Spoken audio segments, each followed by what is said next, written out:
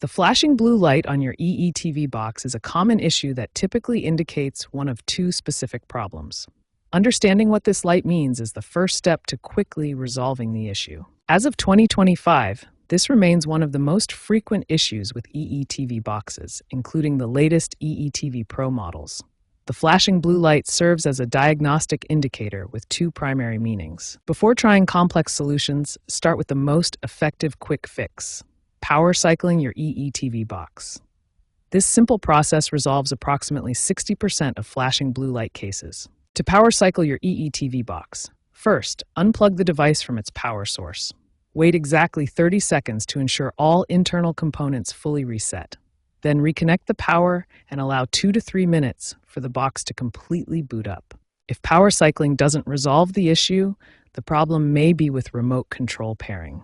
The second quick fix involves repairing your remote control with the EETV box. To repair your remote, hold the home and back buttons simultaneously for 10 seconds until the remote LED starts flashing.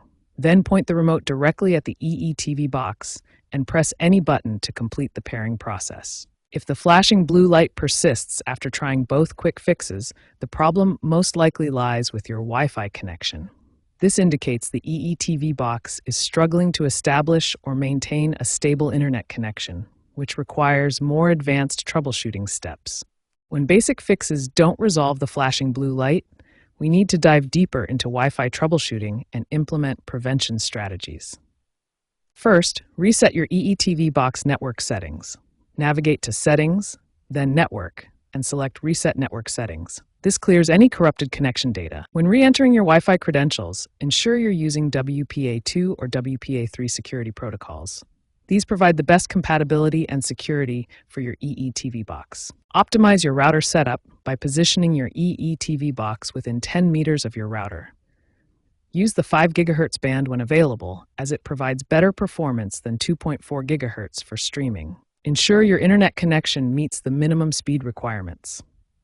You need at least 10 megabits per second for HD content and 25 megabits per second for 4K streaming. For persistent issues, perform a factory reset.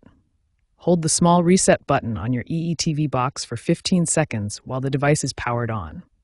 This will restore all settings to default. As a reliable alternative, use an Ethernet cable for a wired connection.